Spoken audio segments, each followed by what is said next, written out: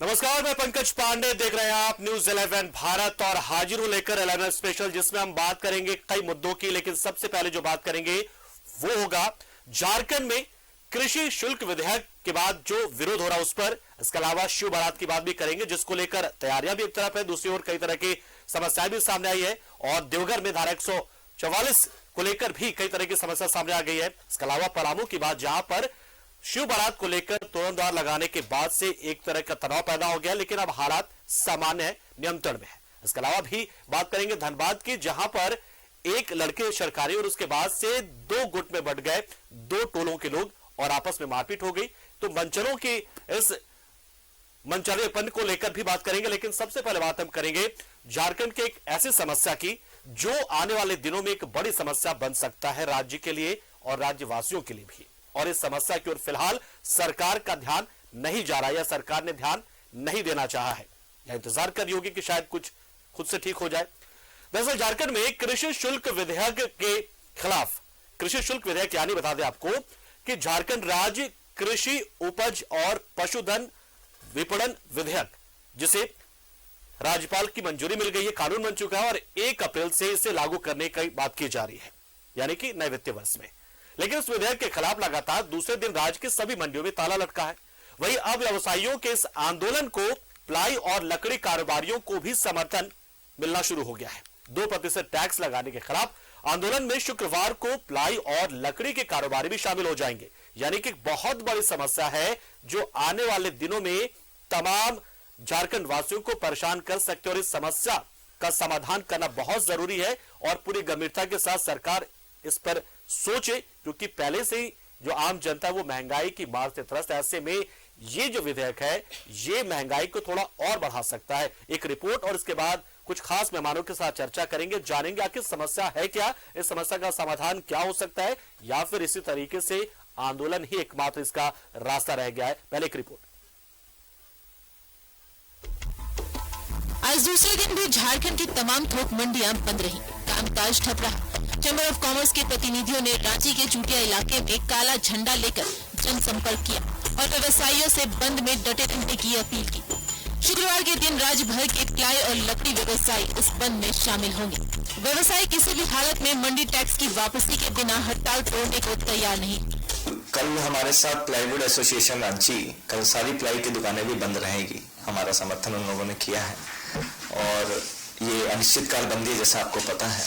तो मुझे पूर्ण विश्वास है कि हमारे राज्य के मुखिया हेमंत सोरेन जी इसको देख रहे हैं और जल्द ही कुछ फैसला वो जनहित में आम उपभोक्ता के लिए वो लेंगे और इस काला कानून को वापस जरूर लेंगे। चैम्बर अध्यक्ष के मुताबिक अब तक बंद सफल है। हर जगह से बंद के प्रभावी होने का समाचार मिल रहा है, मगर सरकार की ओर से अब तक कोई ठोस पहल नहीं हुई। चैम्बर अध्यक्ष ने केंद्र द्वारा मंडी टैक्स को लेकर कथित निर्देश को दुष्प्रचार बताया है और कहा है कि बिहार और यूपी में टैक्स की परंपरा नहीं है। क्या वह केंद्र के खिलाफ है? सरकार के तरफ से हमारे एक बार बात हुई है, उस बात के बाद में उन्होंने कहा कि हम लोग आपस में राय बात कर लेते हैं, कैसे हम लोग आपको क्या सहूलियत दे सकते हैं और कैसे विधेयक वापस होगा। इसके बारे में हम लोग कोई संविधान के जानकार लोग से हम लोग अपना वार्ता करके आपको बताएंगे। और हमारा जो पूरा राज्य में हमारी बंदी आज सक्सेसफुल दूसरा दिन हमारा जारी है और व्यापारियों में उत्साह है। इस विधेयक को वापस लेने का सबने अनुरोध किया है। मंडी के कामकाज ठप है तो जाहिर सी बात है कि जल्द ही झारखंड की खुदरा मंडियों में सामान की कमी होने लगेगी और फिर कीमतें भी बढ़ेगी। फिलहाल सरकार और व्यापारी संगठन अपने अपने रुख पर कायम है और मंडी में हड़ताल जारी है। सूत्र बताते हैं कि अगर कल तक मांग नहीं मानी गई तो शनिवार को झारखंड बंद बुलाए जाने की योजना भी है।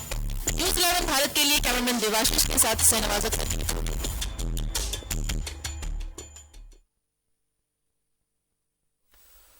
तो देखिए, एक ऐसी समस्या है जो मुंह बाए खड़ी है, लेकिन ये समस्या कितनी बड़ी हो जाएगी इसका अंदाजा शायद सरकार को है नहीं, या शायद सरकार समझना चाह नहीं रही है। लेकिन जो व्यापारी वर्ग है वो लगातार इस बात को लेकर पहले तो अपनी बातें समझाता रहा है, बताता रहा है, मीडिया के माध्यम से लोगों तक पहुंचाता रहा है, सरकार को भी कहता रहा है, लेकिन जब मांगे नहीं मानी जा रही है, जब बात नहीं की जा रही, तो उसके बाद फिर एकमात्र रास्ता बचता है और वो होता है आंदोलन का।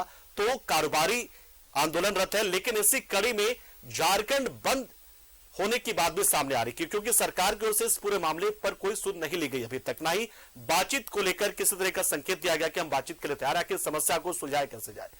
तो ये मामला एक ऐसा मामला है कि जिसमें साफ तरह आप ये समझे कि अगर कोई आप अनाज की खरीदारी वहां पर होती है मंडी में, तो 2% का उस पर टैक्स लग रहा है, यानी कि वो 102 रुपए में खरीदेगा कोई जो कारोबारी है, तो जाहिर सी बात है फिर 102 रुपए में बेचेगा या 103 रुपए बेचेगा अपना लाभ लेकर, तो महंगाई सीधे सीधे आप पर पहुंच रही है। तो बहुत ही महत्वपूर्ण मुद्दा है, इसे आप समझिएगा। और आज इस तरह की कोई अगर सवाल आपके पास होंगे, तो जो लोग इस वक्त सोशल मीडिया पर हमें देख रहे होंगे वो सवाल भी सीधा पूछ सकते हैं, और हम वो सवाल भी जो हमारे खास मेहमान जुड़ेंगे उनके साथ भी जानने की कोशिश करेंगे।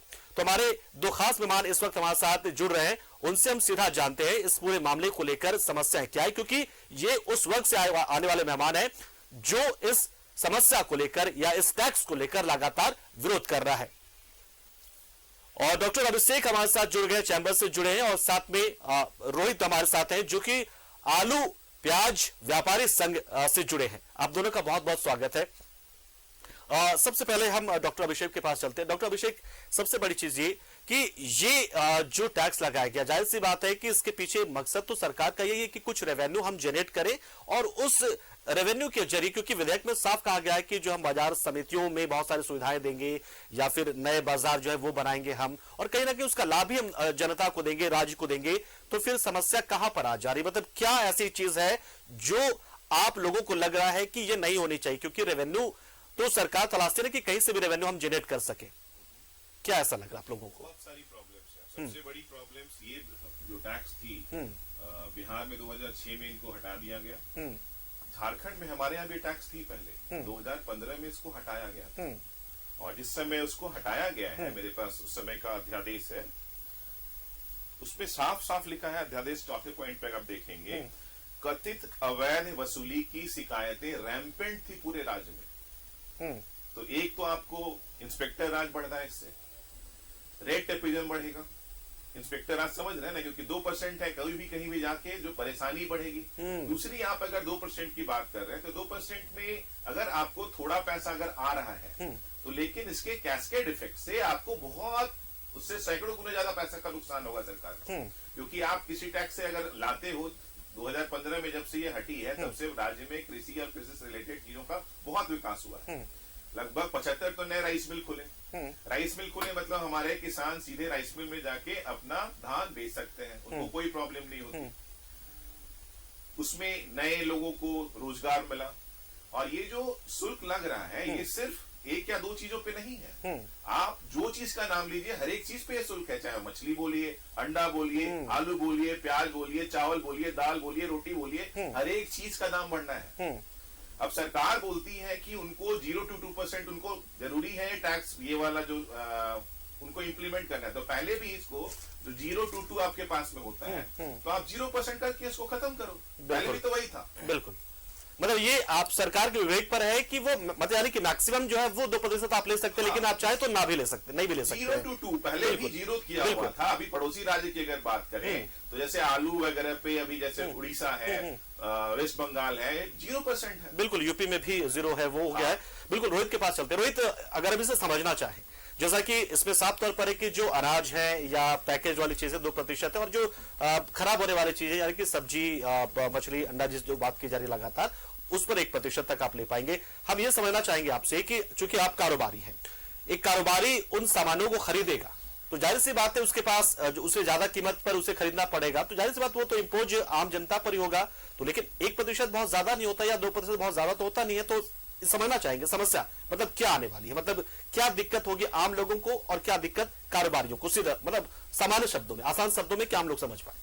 सबसे पहले तो मैं न्यूज 11 टीम का धन्यवाद करूंगा कि उन्होंने आज जो ये मुहिम किया, ये सरकार को का चेहरा सामने रखा जा रहा है। सरकार सोचती क्या है और सरकार करती क्या है। जहां तक इस विधेयक में बात हो रही है सुविधा देने का, मैं आपके माध्यम से सरकार से पूछना चाहता हूं कि सरकार क्या सुविधा अभी तक दी है।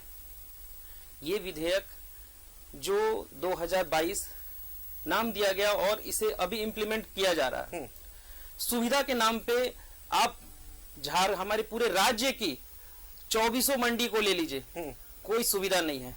जहां तक रही बात बढ़ोतरी का, अगर ये 1% कच्चे पदार्थ पे, पेरिशेबल आइटम पे लगाया जाता है तो हमारा खुद का नुकसान वो अपनी जगह है, कृषक का सबसे बड़ा नुकसान होगा।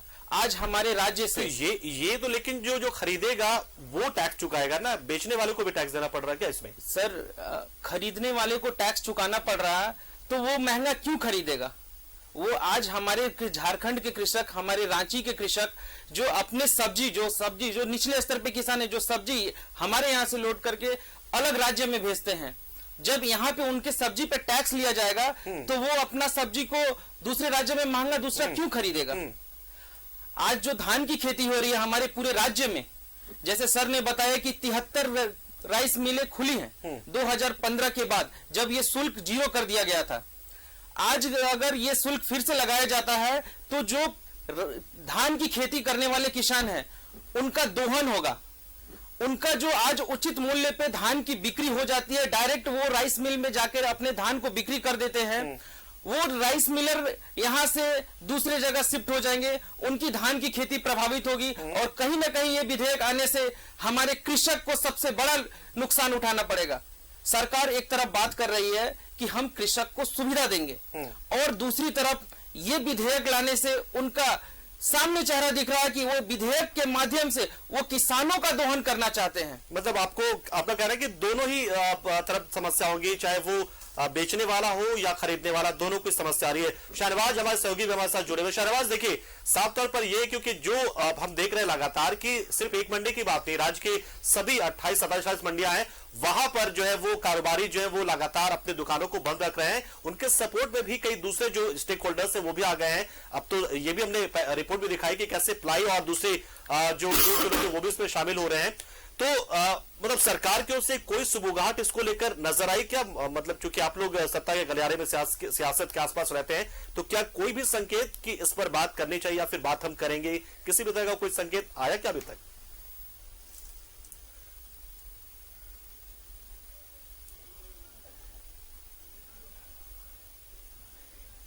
में कुछ इस तरह की खबर आई थी कि जो हमारे 2 मंत्री हैं सम कंसर्न विभागों के, उन्होंने संपर्क किया था और उन्होंने कहा था कि हम मुख्यमंत्री से बात करेंगे। मुख्यमंत्री के साथ दूसरे दिन बैठक में भी वो लोग गए थे, वहां पर रामगढ़ उपचुनाव को लेकर के बैठक थी। अब वो उन्होंने बात की या नहीं की, जरूर की होगी, क्योंकि यह राज्य के चप्पे चप्पे पे हड़ताल है, पूरे राज्य के लोग इससे प्रभावित हो सकते हैं आगे, तो जरूर वहां पर डिस्कशन हुआ होगा। लेकिन ये भी बात सही है कि सरकार को भी राजस्व चाहिए। अब इतना मेहनत करके सरकार ने एक तो बिल ड्राफ्ट किया, बिल को विधानसभा में ले किया, पटल पर पास करवाया, फिर राजभवन भेजा, वहां से वापस आया, फिर दोबारा उसमें सुधार कर करके जो सजेशन राजभवन से आए थे उसको सजेशंस को उसमें जोड़ करके फिर से वापस किया, तो राज्यपाल ने दस्तखत कर दिए। अब इतनी मेहनत हुई है तो अब उसको फिर से रद्द कर देना एक कोई मामूली और आसान फैसला तो है नहीं, जाहिर सी बात है। और आज तो एक उसके लिए भी कानूनी मशवरा लेना पड़ेगा, कानूनविदों से बातचीत करनी पड़ेगी। तो मेरे ख्याल से जो कृषि मंत्री हैं वो भी काफी सरल सहज व्यक्ति हैं, बहुत सिंपल हैं, और प्लस के कि कोई ऐसे अड़ियल व्यक्तित्व उनका नहीं है कि कोई उनको अड़ा सकता है। बहरहाल जरूर उन्होंने कोशिश की होगी, मुख्यमंत्री भी अपने स्तर से विचार कर रहे होंगे, लेकिन अब तक जो 1-to-1 टॉक होती है चैम्बर के साथ वो तो अभी नहीं हुई है, ना इसका कोई कॉल आया है। लिहाजा हड़ताल जारी है और कल के बारे में तो समाचार मिल ही गया आपको कि कल से पलाई व्यवसायी भी पूरे राज्य में इनके साथ बंद में शामिल होने वाले हैं। और ये भी मैं आपको बताऊं कि ऐसी चर्चा थी चैम्बर में, चर्चा थी, हालांकि इसको कोई ऑफिशियल स्टेटमेंट नहीं है, लेकिन चर्चा ये थी कि अगर ऐसा ही चलता रहा तो सैटरडे के दिन झारखंड बंद का भी कॉल हो सकता है। लेकिन अभी इससे पहले अगर कोई पहल हो गई, कोई कॉल आ गया, तो फिर बात और जो परिस्थितियां वो बदल भी सकती हैं। लेकिन ये सच है कि अब तक दोनों अपने अपने रुख पे अड़े हैं। व्यापारी भी काफी जोश में है और आर पार की लड़ाई के मूड में है। चप्पे चप्पे से राज्य के 24 जिले से तस्वीरें आ रही हैं। आप भी अभी स्क्रीन पे दिखा रहे थे। बिल्कुल। तो लोग अभी इतनी आसानी से मानने वाले तो नहीं है। क्योंकि संघर्ष करना होता है तो सड़क पर आपको उतरना ही पड़ता है और कई कदम जो अपने एक चरणबद्ध तरीके से आपका आंदोलन करना पड़ता है। तो ठीक है, आप जो जानकारी दे रहे हैं उससे जुड़ी जानकारी हम डॉक्टर अभिषेक से ले लेते हैं। कुछ चैंबर से जुड़े हैं, वो तो जाहिर सी बात है उनके पास बहुत सारी जानकारी होंगी। क्या झारखंड बंद करने का ऐलान आप लोगों ने कर दिया आधिकारिक तौर पर? क्या ऐसा होने जा रहा है? नहीं, अभी हम लोगों ने आधिकारिक तौर पे इसका ऐलान नहीं किया है। हम चरणबद्ध तरीके से जो हमारा आंदोलन चल रहा है, जो अनिश्चितकालीन हड़ताल चल रही है, उस पे बहुत सारी चीजें हम मतलब हमारी कोर कमेटी की मीटिंग्स हो ही रही है। और हाँ, इस पे जो सहनेवा जी बोल रहे हैं, हम लोग विचार कर रहे हैं इस बारे में भी। अभी तक कंफर्म नहीं है, बट डेफिनेटली अगर जैसा भी होगा हम लोग आपको इन्फॉर्म करेंगे। चलिए, सवाल मेरा रोहित जी से। रोहित जी देखिए, आमतौर पर जब ये कभी भी किसी तरीके जैसे कोई भी इमरजेंसी होता है, चाहे मतलब जैसे हमने हाल फिलहाल के दिनों में देखा कि जब कोरोना के दौरान लॉकडाउन था तब भी, या फिर कोई भी ऐसी चीजें होती तो आवश्यक जो वस्तुएं होती हैं उनको उन चीजों से मुक्त रखा जाता है। और आप लोगों का तो जो काम है वो आवश्यक वस्तुओं का ही है। तो ऐसे में इस तरह के बंद की वजह से तो आम लोगों को बहुत ज्यादा दिक्कतें हो जाएंगी। तो क्या ये आप लोगों का आखिरी विकल्प आप लोगों ने रखा है, या फिर ये नहीं करना होगा, या ऐसा भी कुछ सोचा आप लोगों ने कि नहीं ये नहीं करेंगे, आंदोलन करेंगे, क्योंकि आवश्यक वस्तु वाले जो है वो सर्विस आप लोग देते हैं? सर, हम व्यापारी हैं और एक व्यापारी होने के नाते मैं यही कहूंगा कि कोई भी व्यापारी कभी भी बंद की ओर नहीं जाता है। जब वो विवश हो जाता है तभी वो अपने आखिरी हथियार को अपनाता है। और जहां तक आप बात किए कोरोना काल की, कोरोना काल में सरकार ये जानती है कि पूरे आलू प्याज, पूरे झारखंड राज्य के जितने भी व्यवसायी हैं, चाहे वो खाद्यान्न के हो, आलू प्याज के हो, वो कंधे से कंधे मिलाकर सरकार के साथ खड़े थे और राज्य की हर गलियारे तक पहुंचे और कभी भी किसी भी वस्तु खाद्य पदार्थ से रिलेटेड शॉर्टेज नहीं होने दिए। अपनी जान को हथेली पर रखकर पूरे राज्य की, इवन पूरे देश का समर्थन किए और एक एक छोटे से छोटे कस्बे तक हर पदार्थ की सामग्री को पहुंचाएं। और जहां तक हमारे संवाददाता जो जुड़े हैं वो बता रहे हैं हमारे मंत्री की सहजता के बारे में, शालीनता के बारे में, तो मैं यही कहूंगा कि सर, तो हमारे माननीय कृषि मंत्री श्री बादल पत्रलेख जी सहज से शालीनता दिख रहे हैं, लेकिन ये जटिलता स्वरूप विधेयक लाके कहीं ना कहीं हमारे व्यापारियों के सामने अपने छवि को धूलित कर रहे हैं। मेरा आपके माध्यम से अनुरोध है सर से कि सर, इसको आप अपने निचले स्तर पे जाकर देखिए कि क्या ये विधेयक लाने से आपके एक छोटे से छोटे कृषक खुशहाल है या बदहाल है। आप हमारे प्रतिनिधि के साथ बैठिए, उनसे वार्ता कीजिए कि ये जो हो रहा है ये सही है या गलत है। बिल्कुल, तो एक अपील है कृषि मंत्री बादल पत्रलेख से, चूंकि उन्हीं के विभाग से बनाया गया ये विधेयक है और अब ये लागू भी हो जाएगा। ये बिल बन चुका है, ये विधेयक, जो जाहिर सी बात है। डॉक्टर अभिषेक से इस पर हम और राय ले लेते हैं। अभिषेक से ये भी जानना जरूरी है कि देखिए, जब विधेयक ये बन रहा होगा, जाहिर सी बात है कि सरकार जब विधेयक लेकर आती है तो जब उसे तैयार किया जा रहा होता है तो वो जाहिर सी बात है बहुत से विशेषज्ञ उसमें अपने जो है वो उनका योगदान रहता है। और वो कंसर्न जो डिविजन्स होते हैं या कंसर्न जो ग्रुप्स होते हैं उनसे भी तो राय ली जाती। जाहिर सी बात है कि क्या सरकार ने ऐसा तो किया नहीं होगा कि व्यापारी वर्ग से बिना राय ले, मशवरा ले विधेयक तैयार किया होगा? देखिए, आप जो कह रहे हैं आइडियली वही होना चाहिए था। तो ऐसा हुआ नहीं है क्या? ऐसा बिल्कुल नहीं हुआ है। और आज के दिन में भी जो हमारी मंत्री से जो बातें हुई थी, जैसे आप पूछ रहे थे, तो हाँ, हमारी बातें हुई थी उनसे और वो कहते हैं कि 1% गैस 2% से 1% कर देंगे। लेकिन अगर ये 0% से ज्यादा होता है, हमारा इकलौता डिमांड था और अभी भी ये डिमांड है, हम लोग कभी ये बंद नहीं चाहते थे। अभी भी हमें सबसे ज्यादा कष्ट होता है इस बंद को देख के, लेकिन हमारे पास ऑप्शन क्या है? हम लोगों ने हर एक कोशिश करी है। बादल जी से भी पहले मिले हैं, आलम जी से भी मिले हैं, जितने भी कांग्रेस के बहुत सारे नेताओं से मिले हैं, अपनी बात रखने की हर एक जगह कोशिश की। मतलब जब ऐसा लगने लगा कि ऐसा कोई विधेयक आ रहा है उस वक्त से ही, अरे पिछले 2.5 महीने से हम लोग यही तो कोशिश कर रहे हैं कि आपको लग रहा है कि विधेयक अच्छा है, हमें लग रहा है कि विधेयक बुरा है, टेबल पे बैठे बात करेंगे, हम बताते हैं कि क्यों बुरा है। किसी का भला नहीं होने वाला है, चाहे वो किसान हो, चाहे वो ट्रेडर्स हो, चाहे वो हमारे बेरोजगार जो युवक हैं। आज के दिन में अगर यहाँ से राइस मिल का अगर इमाइग्रेशन होता है, अगर यहाँ से व्यापार का विकास नहीं होता है, तो इससे क्या इसको नुकसान होगा। ओवरऑल ये 2% के कारण फूड प्रोसेसिंग यूनिट से रिलेटेड जितनी भी इंडस्ट्री झारखंड में है या झारखंड में डेवलप कर सकती है, आज के दिन में हमारा एक कोशिश होता है कि छोटे छोटे चीजों को डेवलप करना, हर एक जगह पे स्वरोजगार डेवलप करना। फूड प्रोसेसिंग यूनिट पूरी तरह पैरालाइज हो जाएगी। अगर मान लीजिए सरकार को लगता है कि नहीं इसको लाना ही है, तो उनके पास तो हमेशा से ऑप्शन है 0 to 2%, पुट इट 0%। तो आप 0 भी कर सकते हैं, बिल्कुल, क्योंकि आपको जनता को राहत देना जाहिर सी बात है, क्योंकि ये बात हम लगातार एक बात कह रहे थे। 0% रखते हैं तो कितना फायदा हुआ है 2015 में अगर बात करें और अभी तक में, क्योंकि आपका जो कलेक्शन होता है, जीएसटी तो आप लेते ही हैं, जीएसटी का कलेक्शन आपका एक्सपोनेंशियल बढ़ा है, बिल्कुल आपका बहुत बड़ा है, आपके जो ट्रेजरी है उसमें पैसे बढ़े हैं। आप ये बिल डालोगे, अगर इसका टैक्स लाओगे, तो जितना पैसा आप कलेक्ट नहीं करोगे कैस्केड इफेक्ट से, उससे सैकड़ों गुना ज्यादा पैसा हमारा स्टेट लूज करेगा।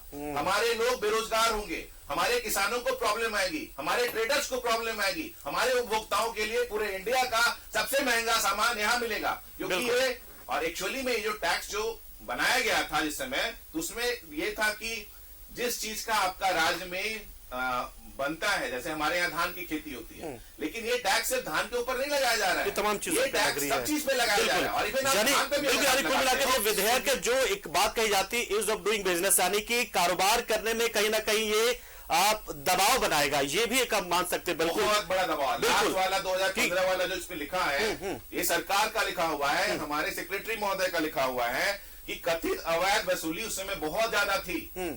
भ्रष्टाचार इस 2% टैक्स के कारण अथाह चरम पे था, और इसीलिए जब से 2015 से हटाया गया है, चीजें स्मूथ नहीं हुई, बिल्कुल स्मूथ नहीं है, अपार बढ़ा है। बिल्कुल, तो ये इतना 50-60 करोड़ का कलेक्शन नहीं होना है, लेकिन हजारों करोड़ का झारखंड की ट्रेजरी को नुकसान होगा। बिल्कुल, सिस्टम को बनाए रखने के लिए कर, बिल्कुल जाहिर सी बात है। बहुत बहुत शुक्रिया। चलिए, समय की थोड़ी कमी, डॉक्टर अभिषेक, समय की थोड़ी कमी है, और रोहित आपका भी बहुत बहुत शुक्रिया, शहरवाज आपका भी बहुत बहुत शुक्रिया। आप लोगों ने बताया कि किस तरीके से सरकार को गंभीरता सोचना होगा, और कारोबार कैसे हो, राज्य में कारोबार बढ़े कैसे, कारोबारी कैसे कारोबार करें, यहां से पलायन ना कर जाए, उसको लेकर सरकार को पॉलिसीज को ऐसा बनाना होगा जो सबके हित में हो, हर एक स्टेक होल्डर्स के हित में। आप दोनों का बहुत बहुत शुक्रिया।